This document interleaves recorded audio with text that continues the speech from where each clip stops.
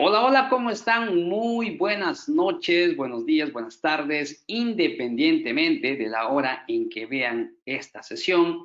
El día de hoy tenemos una clase modelo, una sesión de introducción a lo que será nuestro curso taller virtual especializado, elaboración de papeles de trabajo para auditoría financiera bajo enfoque de controles y pruebas de saldo. Este será un curso de 24 horas.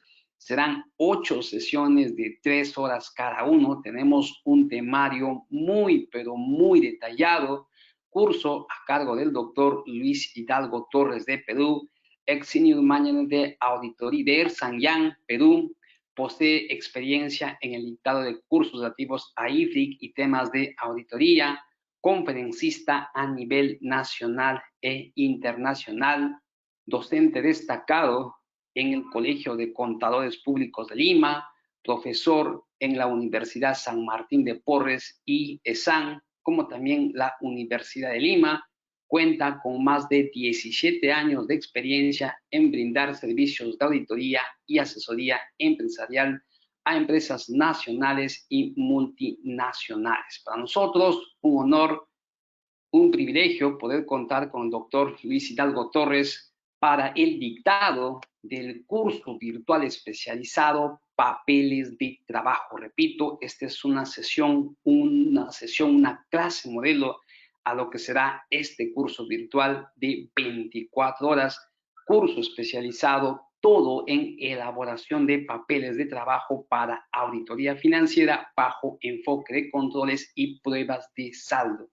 A mitad de esta sesión vamos a darles mayores detalles sobre este curso virtual para que tú también puedas participar en este curso especializado.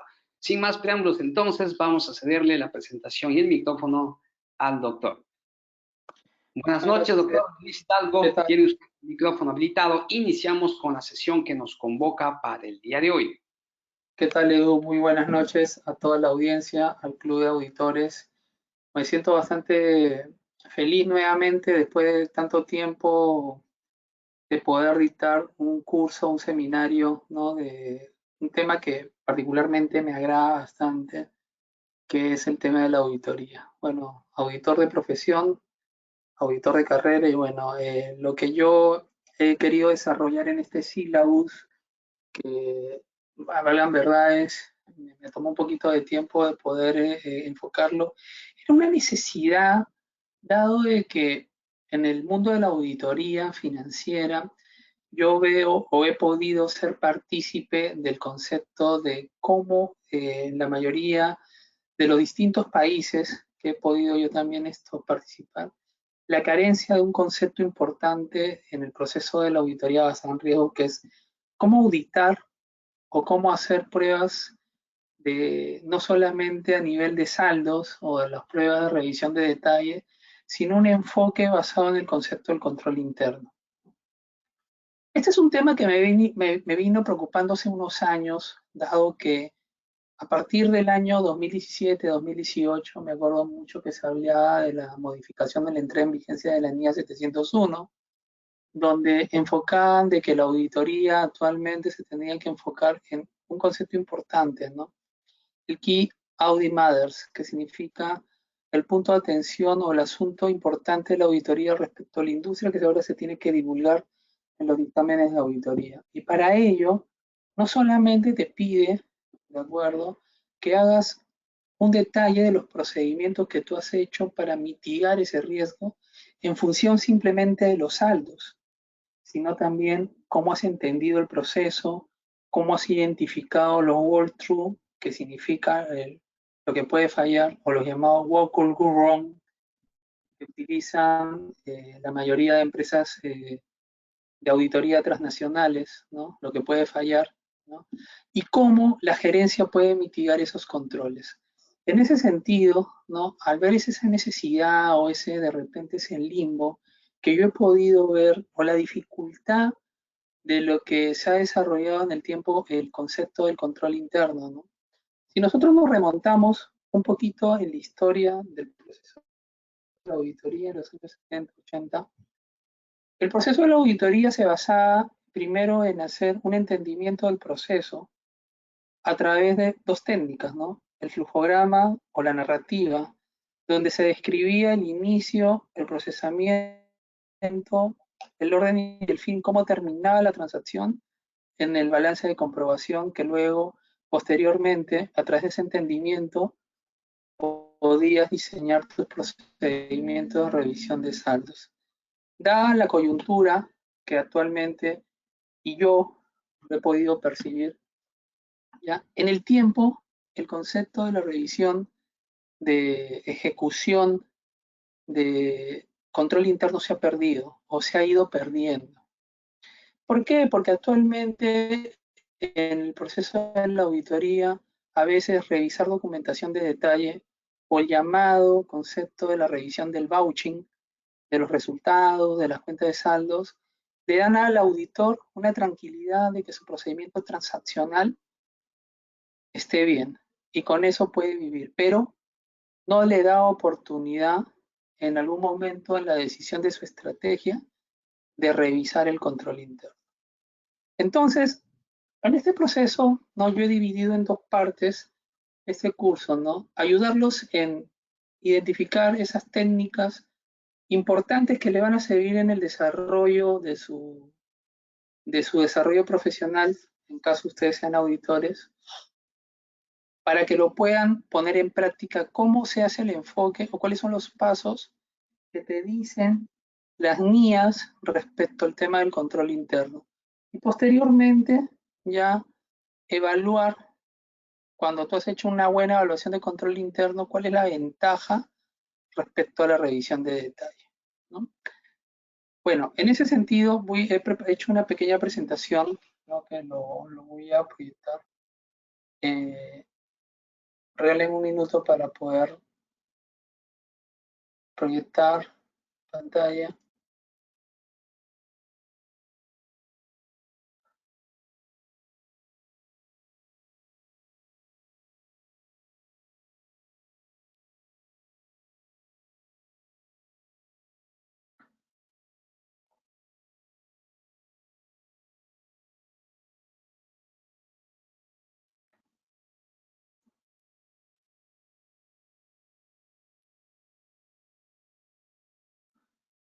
Por favor, me confirman si están viendo la pantalla, estimados amigos.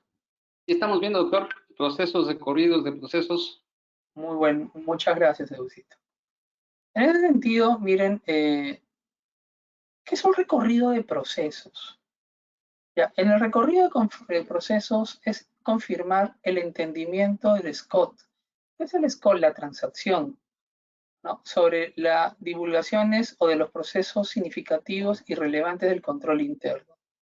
Identificar el walkthrough del SCOT, que significa el paso de la transacción y los procesos y las implementaciones de los controles que existieran en el negocio, así como determinar controles preventivos detectivos sujetos a errores materiales o sujetos a testeos básicos que uno tiene que hacer.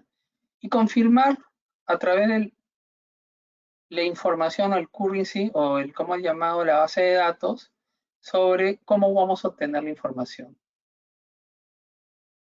Este es un poco el procesamiento, un inicio, un registro, un procesamiento y reporte. Acuérdense que en el mundo contable, en el mundo de la auditoría, nosotros nos enfocamos en el tema del proceso. ¿Qué significa el tema del proceso? ¿Qué significa el entender el proceso? ¿Qué significa el poder diagramar, el poder de narrar, el poder de describir la transacción? ¿Por qué las normas internacionales de auditoría te dicen, primero auditor, antes de comenzar a hacer un procesamiento de revisión de ejecución a través del saldo, la revisión de lo que te presentan en el estado de situación financiera, entiende primero el control interno? ¿Y cómo lo entiendes? Primero, entrevístate con las áreas operativas o las áreas de gestión para que puedas evaluar cómo se inicia, cómo se registra, cómo se procesa y cómo llega al mayor auxiliar, que es lo que te generará el balance de comprobación para que el auditor financiero, el auditor contable, lo pueda validar. ¿De acuerdo? Porque el proceso de cierre contable es un sinfín de transacciones que está amarrado en tres tipos de procesos. El proceso rutinario, que todos los conocemos como procesos de ventas, compras, planillas, ingresos, egresos efectivos, los procesos no rutinarios que están amarrados a transacciones como, por ejemplo, obligaciones financieras, estimados contables, ¿no? Acuerdos patrimoniales, compras de adiciones de activo fijo, bajas de activo fijo y otros conceptos que no son propiamente diarios. Y por último, los estimados contables que conforman el concepto del ciclo contable o del cómo se llama o llamado cierre de contabilidad.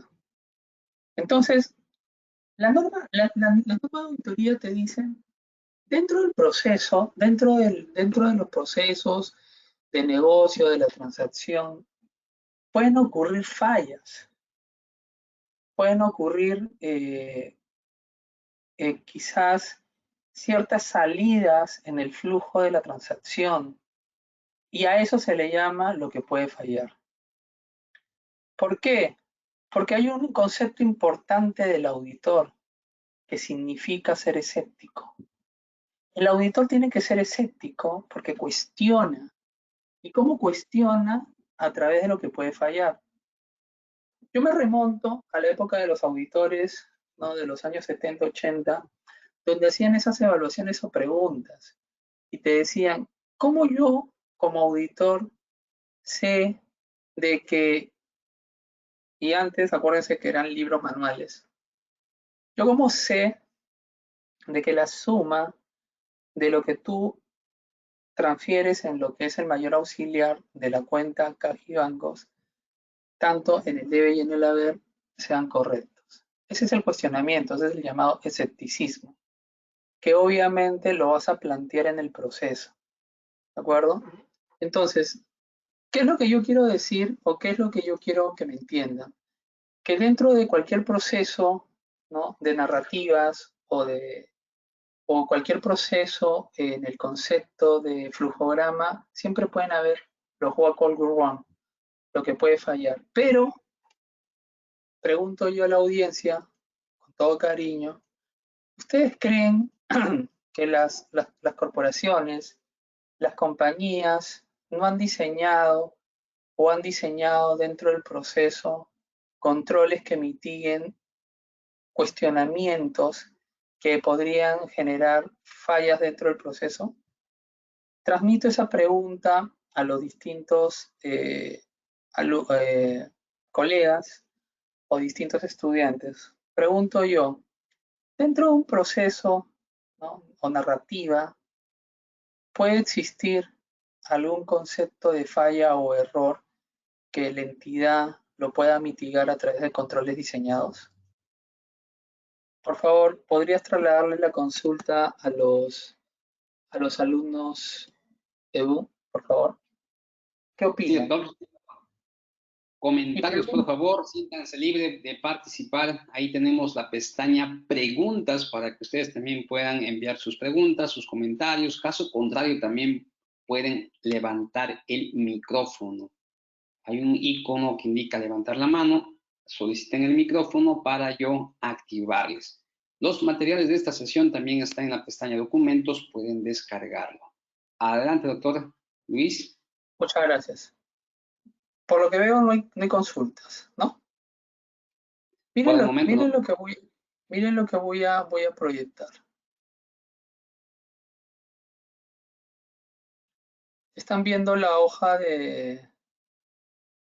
de trabajo, estimados alumnos? Sí, doctor, lo estamos viendo. Ya, muy bien. Esto es una matriz de controles. ¿Ya?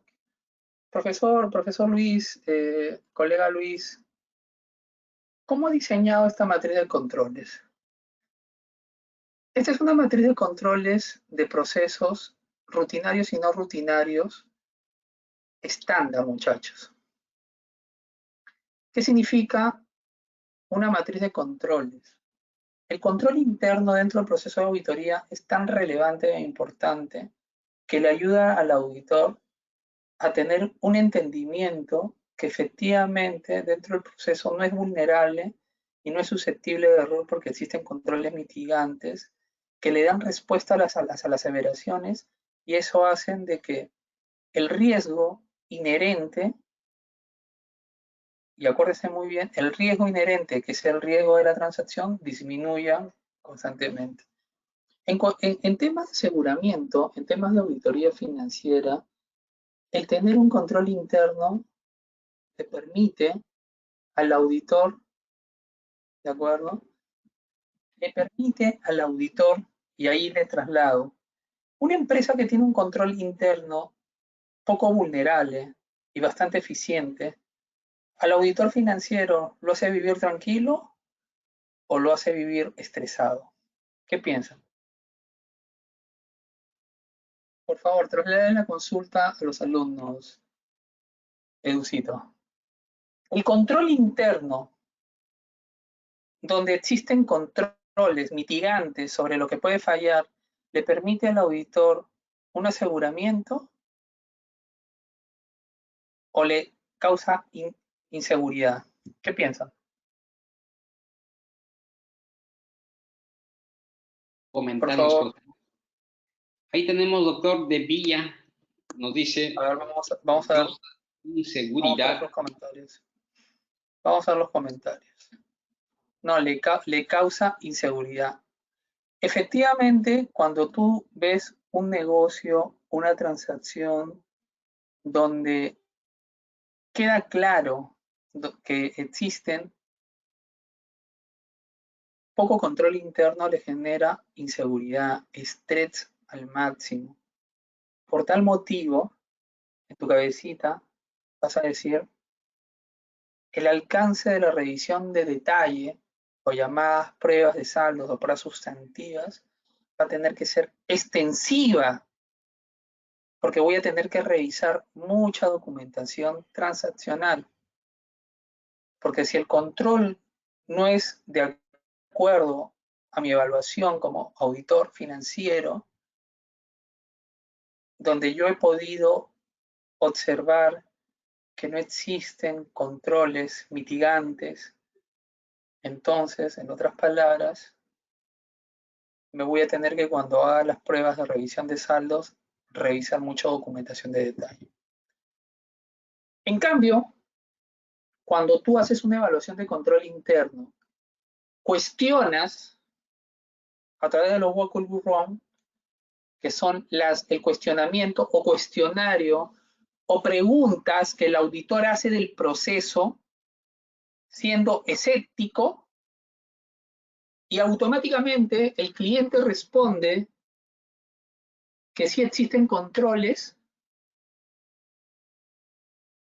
y luego, posteriormente, tú probarás de manera selectiva a través de test of control o pruebas de controles, tú aterrizarás una tranquilidad y dirás, el control interno es efectivo o no efectivo. Si es efectivo, tu revisión de detalle o la revisión sustantiva que posteriormente hagas, el alcance va a disminuir. Paucharás menos, revisarás menos documentos. Eso no quiere decir que no revises, obviamente, pero revisarás menos documentos. Tu alcance de error de tolerancia aumentaría y por tal motivo podrías descansar en una evaluación de control interno y tu revisión de detalle y podrías dormir tranquilo como auditor. En otras palabras, la ventaja, y les digo la ventaja, que muchos auditores han olvidado, o auditores modernos han olvidado, de probar control interno significa de que tu revisión de detalle sería de menor alcance. Y ahora, ¿no? con la entrada en lo que te piden, ¿no?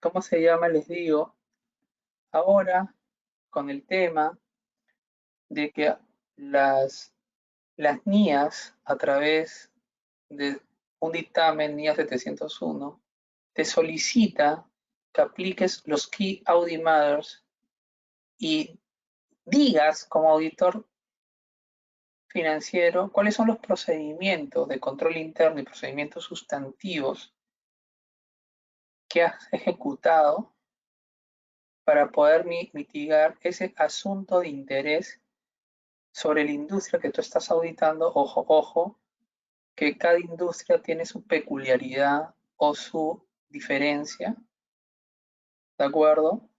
Podrías indicar cómo has evaluado el control interno. Entonces, en otras palabras, estimados alumnos, estimados colegas, estimados licenciados de contabilidad, el hacer una auditoría basado en un enfoque de control interno te lleva actualmente a tener un aseguramiento no solamente que la transacción llegue sana al libro mayor o al trial balance, sino que a ti también te da una tranquilidad de que has podido relevar el proceso, entenderlo, cuestionarlo, diagramarlo, identificar lo que puede fallar y los controles mitigantes y probarlo para que tú puedas aterrizar y concluir que el proceso es eficiente, es efectivo y que los controles que has podido tú identificar como auditor financiero existen y cumplen el concepto de salvaguarda de los activos que pueden existir.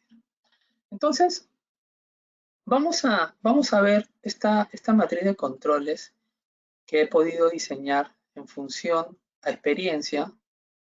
Ya lo voy a plasmar y lo voy a desarrollar. El what could go wrong significa el B que, acá lo voy a poner, what can go wrong, por sus siglas en inglés. Esto significa lo que puede fallar. ¿Qué puede fallar en el proceso? Ese es el cuestionamiento que hace el auditor.